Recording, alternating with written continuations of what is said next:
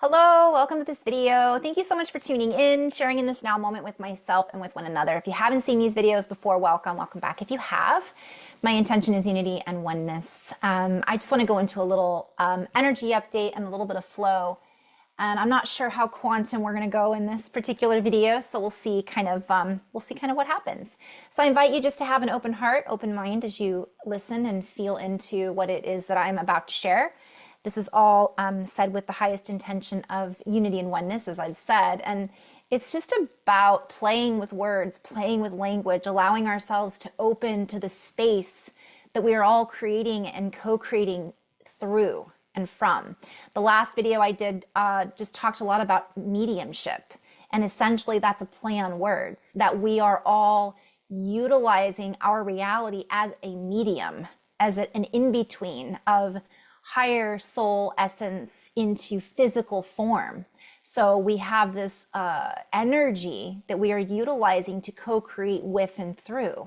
And we're beginning to really understand that there's so much more than what we see going on all around us at all times. And I feel that we've had a very limited perspective, even from thinking, and that's a play on words too, that we're open-minded.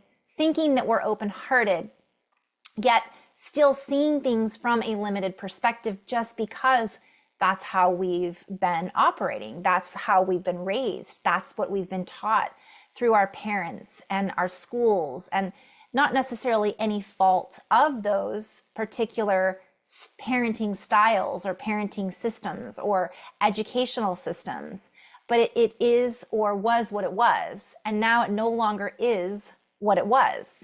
So the biggest kind of energy update that I've been getting is, what do you want to do? What do you want to create? And I have so many beautiful individuals and groups I'm working with right now, mostly individuals, who are each individually kind of going through a reality shift where they're moving or transitioning from one purpose to another, or they're moving from one relationship into something else, or job or career choice, or interaction in different, they're moving from one location to another. So there's a lot of what I used to would refer to starting over, starting fresh and starting new. Yet what I'm always being shown is that the challenge for some of us is starting fresh and starting new without carrying our baggage with us, right? Our beliefs, our habits, our patterns that are holding us back or keeping us locked within a certain diagram, if you will, that is no longer fits. It no longer fits the expansiveness that we are becoming, or that we already are. We just aren't seeing yet, but we're starting to feel it, right? We're starting to feel a little compressed at the seams. And yet to also take with us what we have as far as what is accessible to us, what is available to us, to take the gifts, to take the lessons, to take all of the beautiful experiences we've had, and to somehow separate. And that's a play on words too, because it's really coming back into unity and oneness. There is no separation between who we were and who we are now. But when I say that, the key is being able to dissolve the things that we no longer wish to take with us. Again, back to the habit patterns that have maybe been helpful for our survival up until this point. And now we no longer have to utilize those particular gifts if we choose to see them as such. Or, and I'm going to use it as an example, feeling like we need to hang on to what's ours and not share it with other people because somebody might take it from us, right? That was a survival mechanism. That was a habit pattern that we were taught, maybe because of our parents or because of our experiences. Maybe we grew up in an environment where people were taking things from us. Maybe we lived in a terrible neighborhood and we were robbed on a regular basis. Maybe someone took the job we were lined up for, a job, and somebody else came out and scooped it from underneath us when they were less qualified. but they got it because they knew somebody or because they looked a certain way, or right. So all of these things are attachments or belief systems that we're being invited to detach from. And I'm seeing a picture of like going off into space and being that pod that detaches from the ship that isn't, if you've watched any sci-fi shows, that is no longer functioning properly. And we're taking that pod and we're actually going to a new place. We're hooking up or syncing up with the new ship. And we're kind of in what I've been telling everyone is that parentheses. And I'm in it too. I'm in kind of that in-between space myself. So this is just something I really want to express right now that we all might be feeling a little bit of. Not everyone, we're each going through this on an individual basis. So what can we essentially look back at from this safe place and say, this is no longer something I choose to implement or work with energetically because it served me at one time, but it no longer serves me now where I'm headed or where I'd like to be going? And how can I utilize what I learned from that experience, because that's the gift, and take that with me so that I can adjust and readjust and reassess who I really am now versus who I thought I had to be in order to become who I am now, which I no longer have to hold on to those particular thought forms, habit patterns, so on and so forth. Words, right? Words that we might tell ourselves, oh, I didn't get this, so I may not be worthy. I don't deserve that. That person doesn't deserve this. So also checking in with ourselves to see how are we projecting those stories also onto other people. And those can be people in our lives, but they can also be people that we're seeing in the public arena, which can be really challenging, by the way, to not project or place judgment on them, even if what they're doing doesn't seem appropriate. We're really being called to rein it back in, to take charge of our own reins, to be our own rein, wear our crown in our own reality, so that we can feel as if we are operating from our highest potential, operating from our highest sovereignty, operating from our highest fluidity and ability to move through this new medium that we are existing within. And from a quantum scale, I love my bubbles because the bubbles are a representation of all of the opportunities, all of the realities that are all here magnetized together. These bubbles behind me are not separate. I see this as worlds. I see this as our reality shifting from one bubble to the next bubble to the next bubble. And what I've been shown by my guidance team, higher self, is that just because it doesn't seem like we're in a different reality doesn't mean we aren't. There's going to be certain things that we have to take with us in order to give us a feeling of security. But we don't need to carry with us all the things we think we do. So I'll give it, for instance, it's just like, okay, I have to know that I'm living in this house, for example, wherever you're living. That's something that may not change shifting into a new dimension, if that makes sense. You're still living in the same house. You might be still driving the same vehicle, but it's the way that you operate within those parameters, within that house, within that neighborhood, the interactions that we're having. That is what's shifting. So we still have a lot of the same principles that we might work with. Some of the same belief systems about how reality works are still part of our everyday experience. That doesn't mean we're still in the same reality. That doesn't mean we're still operating within the same medium, because our energy and frequency has shifted so dramatically and isn't going through this upgrade process, ascension, evolution, that as we evolve, it's happening in increments. And that's a play on words. I'll have to come back to that maybe. Segments, right? It's happening. We're adding on certain things while we're simultaneously subtracting other things. And then come back to the parentheses. I did a whole video on parentheses. And that's the theme for the month of August, right? you figure out what the numbers are within that before you add and subtract around those parentheses. You add them up from inside or you subtract from inside, and then you take and add the other ingredients. Or it's an add-on on a sentence. The sentence is still there, but we have the parentheses that is adding more to the sentence or correcting something in the previous sentence that is adding to the experience of the story. And I'm using a lot of multidimensional references here.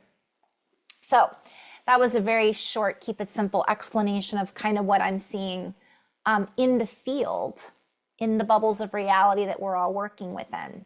So what I'm seeing is that our experience has shifted and we've come into such a different area that feels similar, but not quite. It feels like we're in the same reality. It looks like we're in the same house. It looks like we're in the same body, but we feel slightly different. How we're communicating with people might be slightly different. And those are the clues that tell us that something is different. So again, a lot of my videos have basically said that people aren't recognizing that. So they tend to be stuck with the idea that nothing is changing, everything looks terrible, this is what's going to happen based on our previous history. It's another thing I'm hearing, get rid of all the old stories because it's no longer applicable. We may see some of the same play outs, but what I'm being shown is they're going to play out differently. So can we let go of our expectations about what any of those outcomes are going to look like? And I know that's challenging for a lot of us. I won't go into all of that right now, but I'm saying, expect the unexpected. Have fun with it a little bit. Be curious and be surprised. You might surprise yourself and people that may have let you down before, which is another topic, because somebody can't let you down if you don't have expectations around them. And maybe that's a whole video in itself. But you might be pleasantly surprised about certain people in your life that you think they're going to make the same choices or you think they're going to make the same decisions, and then they decide not to. And it's a pleasant surprise. But if we can give them the space to do what they need to do and not hold expectations around certain or judgments, right, around certain people, places, and things, it's going to help us focus inward on ourselves rather than worrying about what our neighbor, family member, friend is going to choose or decide or say next, or et cetera, et cetera. I was just listening to like a Jack Johnson song the other day, which I know a lot of his music sounds similar, but he really has some great lyrics and it's so applicable for the now. It's like so many people are worried about everybody else that they're missing the point. And so we're being invited to come back into that space so that we can point our inner compass, and I'm hearing inner compassion. And as we send that out, we are able to see more clearly. We're able to have the reflections come back to us more clearly and less distorted. And then we begin to let go of the distortional patterns that we have been seeing from a distorted perspective and move into the future with more clarity. And the compassion is a huge part of this. It's a huge key to all of this. So that is the short message for the most recent energy update, right? So I'm going to see from here and kind of go into a little bit of flow.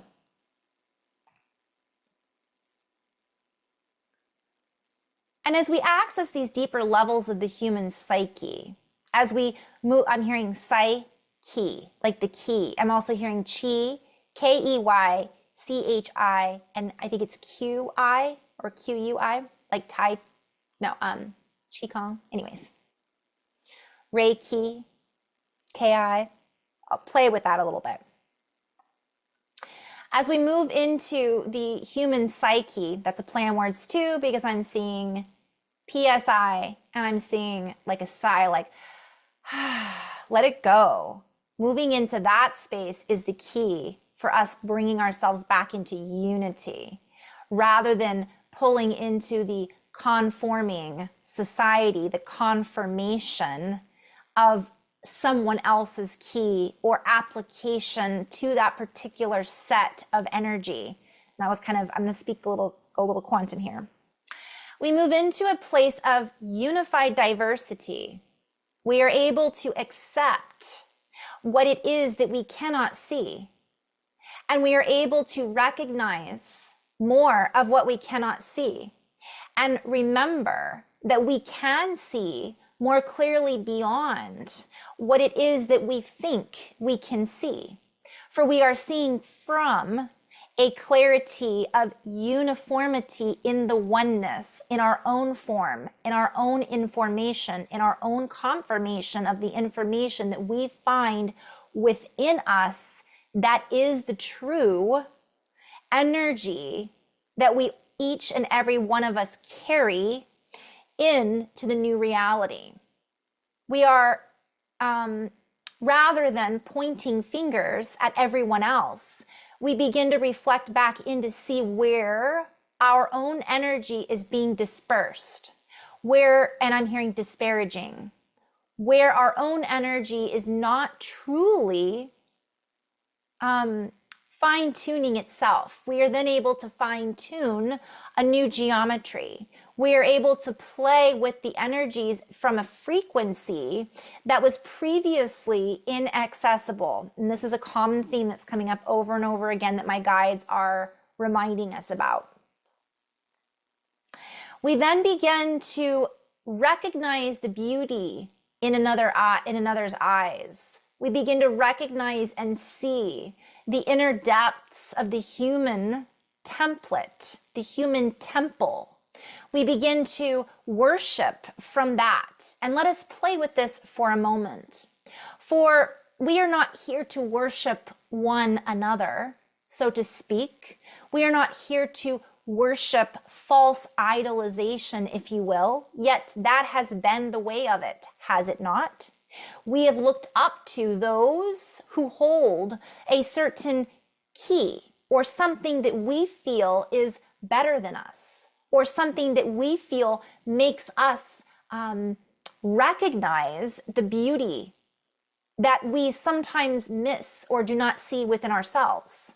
We have, I'm hearing celebrities, and they're showing me that as an example. And it's not to say that there's not many beautiful humans who are on the acting stage, but they're showing me, again, false idol, false evidence appearing real. They're saying sometimes we're looking at that because we're afraid of looking at ourselves. Now, we can do both. We can feel good about ourselves and we can feel good about, I'm an actor. I'm not picking on actors, but I'm being shown that there's a pattern here.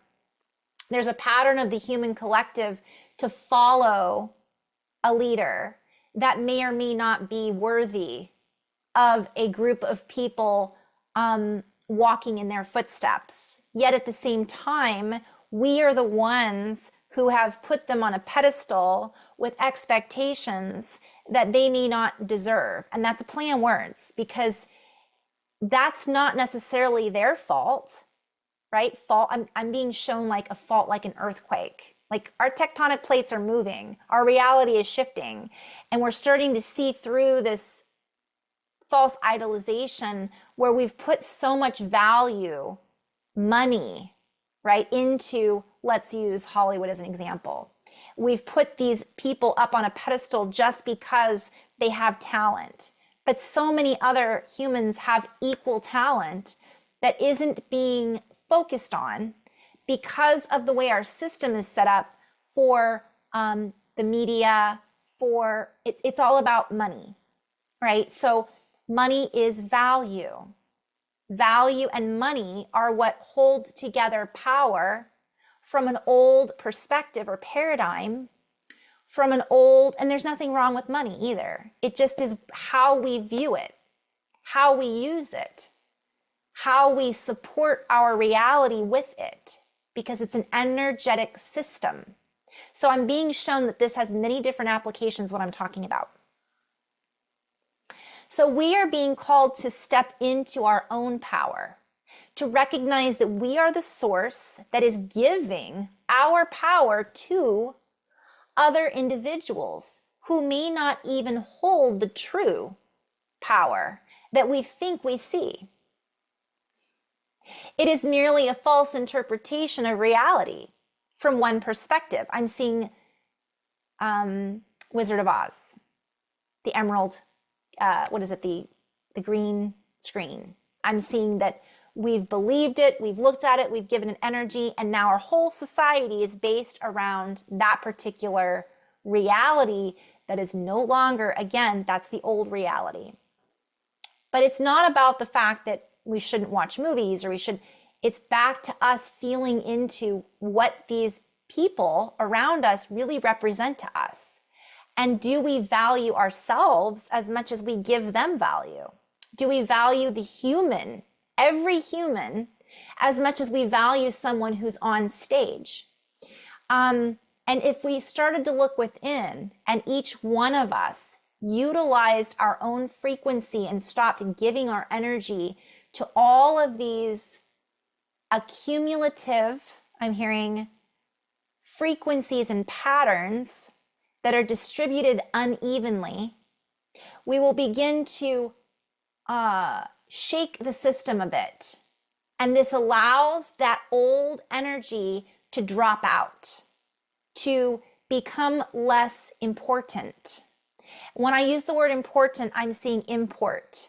Like, what are we pulling in and merging with on a regular basis that we're giving our power away to? And by the way, this can be anything, any system, whether it be whatever. Just fill in the blanks for your own personal journey, right? It could be family dynamics, it could be relationships, it could be friendships, which relationships covers all of that. It could be financial, it could be what we're watching on television, what we're listening to on the radio.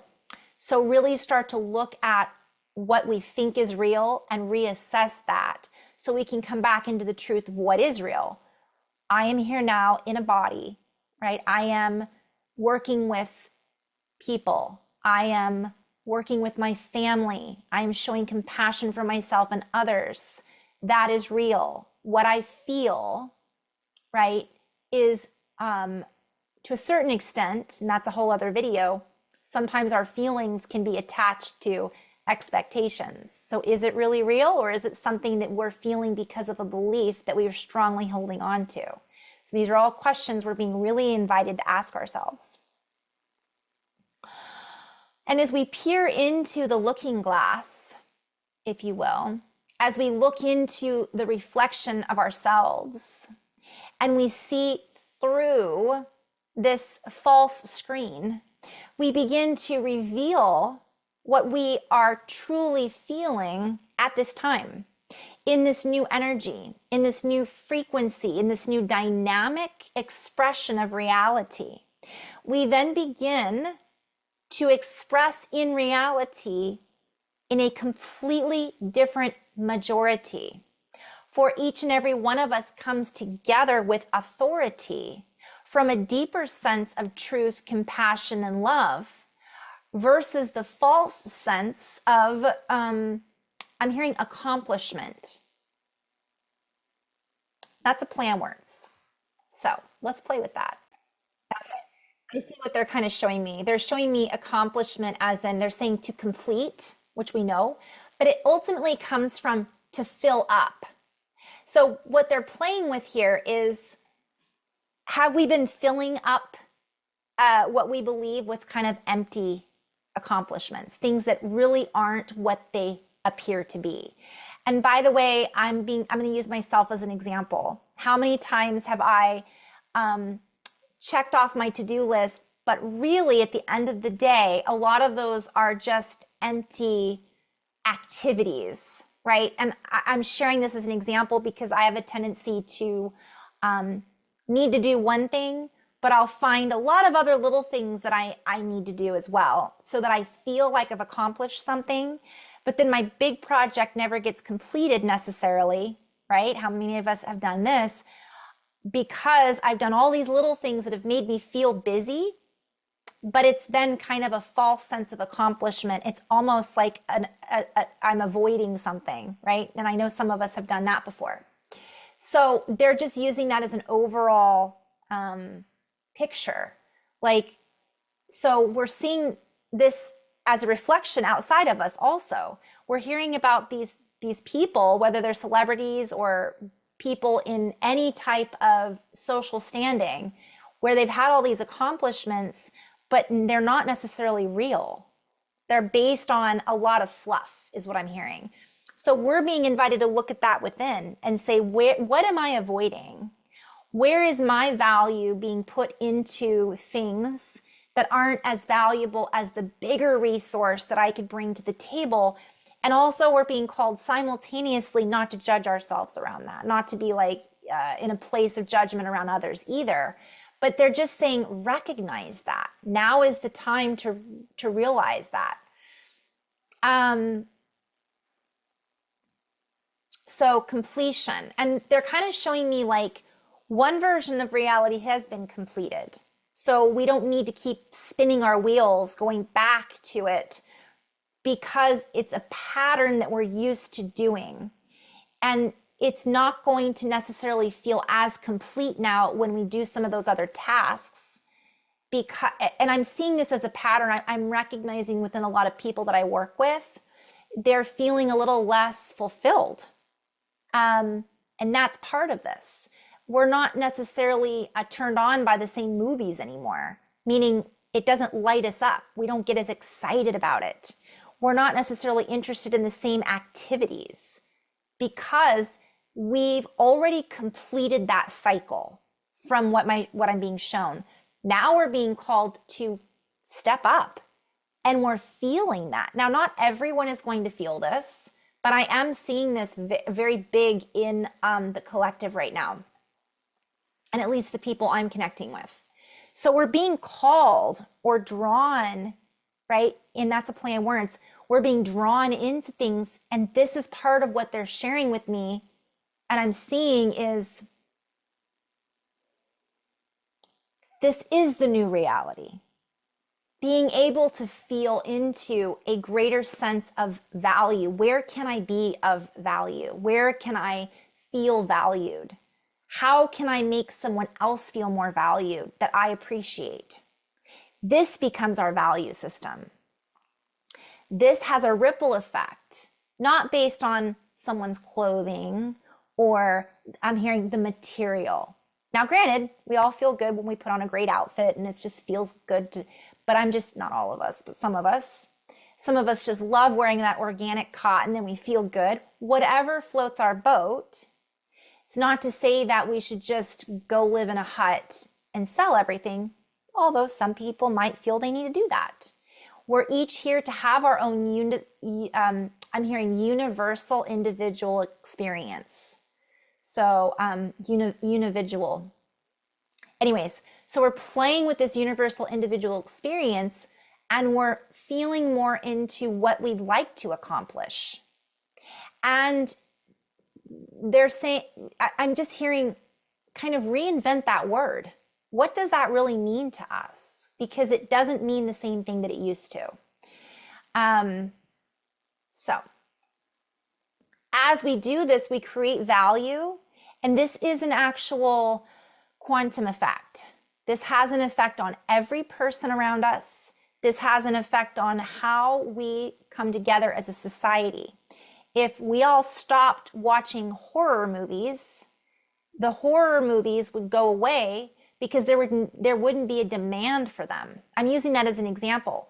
If we stopped giving money to that particular part of the industry and started supporting more feel-good type projects, that need for that industry would dissolve. It's not that there would be this huge combustion and terrible things would happen. It would just not be there anymore. And this is an example of what I'm being shown is how the new reality works. We just don't give it attention. We don't give it our energy. We don't give it our money. We don't give it our support. we don't give it value because we are no longer looking in that direction at it anymore. We're focusing more from our own unique expression of how we can, what we can bring to the table.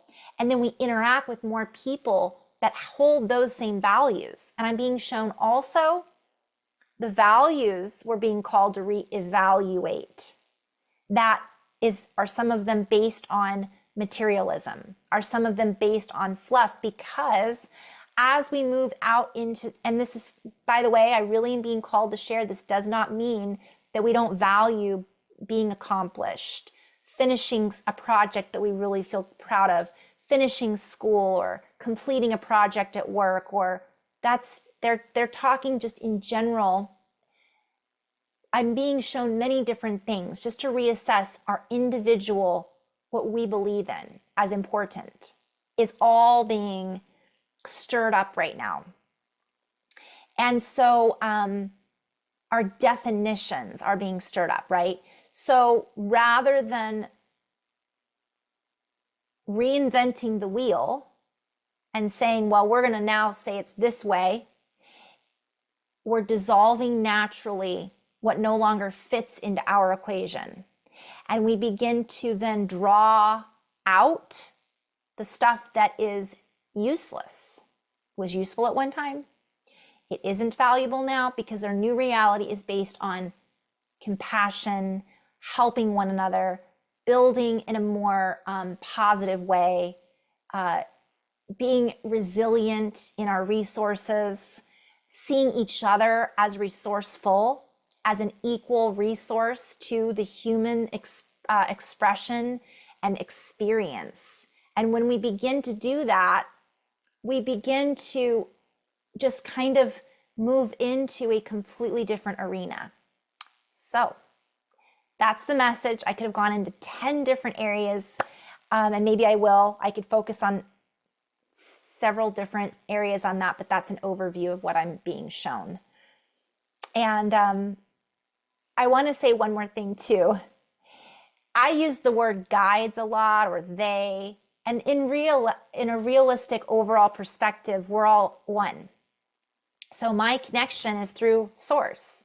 It's through the spirit that moves through all things.